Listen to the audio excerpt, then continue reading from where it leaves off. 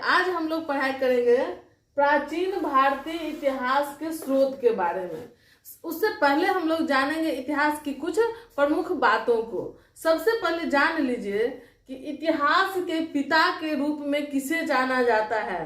Question में भी पूछ सकता है कि इतिहास के पिता के रूप में, फादर ऑफ हिस्ट्री के नाम से किसे जाना जाता है। वो है आपको हेरोडोटस। ये हेरोडोटस कहाँ के थे? ये थे यूनान के।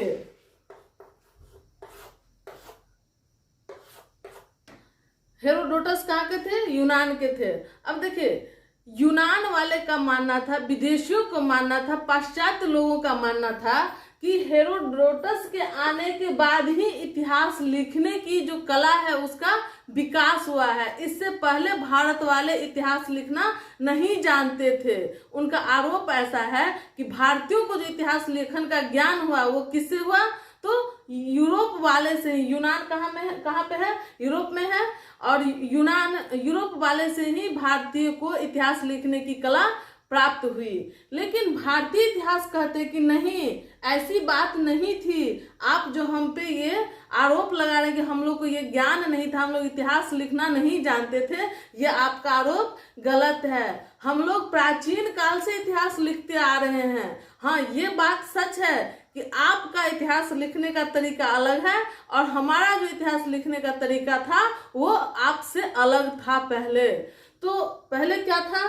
तो भारतीय जो इतिहास लिखते थे उसकी जो जड़ होती थी, उसकी जो नींव होती थी, उसका जो आधार होता था वो होता था संस्कृति। भारतीयों का ऐसा मानना है, हमारे भारतीय इतिहासकार कहते हैं कि अगर हम लोग इतिहास लिखना नहीं जानते तो फिर हम लोग का जो महाभारत ग्रंथ है उसमें इतिहास की परिभाषा कहाँ से आई? उसमें तो स्पष्ट लिखा हुआ है कि इतिहास क्या है। और वो जो महाभारत में जो परिभाषा दिया हुआ है इतिहास का, उसका कहना है कि वैसी ज्ञान जिस ज्ञान से, वैसी घटना जिस घटना से धर्म, काम, अर्थ, मोक्ष की जानकारी देती हो, इसके बारे में बताती हो, उसे हम इतिहास, वैसी ज्ञान वैसी घटना को हम इतिहास कहते हैं। अर्थात वो अन्य किसी घटना को, अन्य किसी गतिविधि को नहीं लिखे जो इस चारों को पुरुषार्थ प्राप्त करने का साधन बताया गया है। और इन चारों से जो हटके था उस घटना को हम भारतीयों ने इतिहास में महत्व नहीं दिया पहले प्राचीन काल में। लेकिन अब जो आप लोग जो इतिहास लिख रहे हैं वो है कार्य और कारण। जो कार्य हो रहा है उसके पीछे का कारण क्या है, इस तरह की आप लोगों की इतिहास लिखने की कला है। लेकिन हमारे इतिहास लिखने की कला कुछ इस प्रकार थी। हम लोग कुछ इस तरह के केंद्र बिंदु को ध्यान में रख करके इतिहास लिखते थे। इसी बात पे ये भारतीय इतिहासकार और ये यूनानी इतिहासकार की अपनी अपनी सोच है। तो इसी पे मतभेद है दोनों के बीच में। लेकिन इतिहास लिखने की कला हम भारतीय भी पहले जानते थे। अब यूनानी जो हेरोडोटस है वो कुछ नया तरीका का इतिहास लिखने की तरीका लाए हैं। तो इसीलिए आपका जो ये कला है ये नहीं आप कह सकते कि हम इतिहास लिखना जानते ही नहीं थे। चलिए, तो आगे हम लोग देखते हैं कि अब जो वर्तमान में आधुनिक इतिहासकार है वो क्या करता है, यही कार्य कारण घटना को अपना आधार बताते हैं। इसमें जो प्रमुख भारतीय इतिहासकार हैं वो है डी कौशाम्बी, जिसका फुल फॉर्म है दामोदर धर्मानंद कौशाम्बी। वो आधुनिक भारतीय इतिहासकार भी मानते हैं कि कोई भी जन साधारण के इतिहास हो या जो उपलब्ध संसाधन हो उसको जो मनुष्य प्रयोग करके अपने जीवन को जो विकास के पटरी पे लाया है तो उस चीज को हम लोग को जानना चाहिए, इतिहास के माध्यम से समझना चाहिए, उसे काल क्रम के रूप में लिखना होगा, तब जाके वो इतिहास होगी।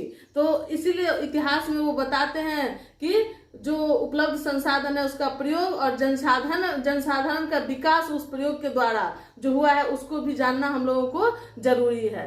तो इस प्रकार से अब कार्य कारण और संसाधन जनसाधारण ये सब इतिहास का मुख्य केंद्र बन चुका है आधुनिक भारत में। तो चलिए अब हम लोग आगे देखते हैं कि इतिहास, प्राचीन भारतीय इतिहास को कितने भागों में बांट करके अध्ययन किया जाना चाहिए। फिर प्राचीन भारतीय इतिहास को हम लोग 3 भागों में बांट करके अध्ययन करते हैं, और इसमें सबसे पहला जो है वो है प्राक ऐतिहासिक काल।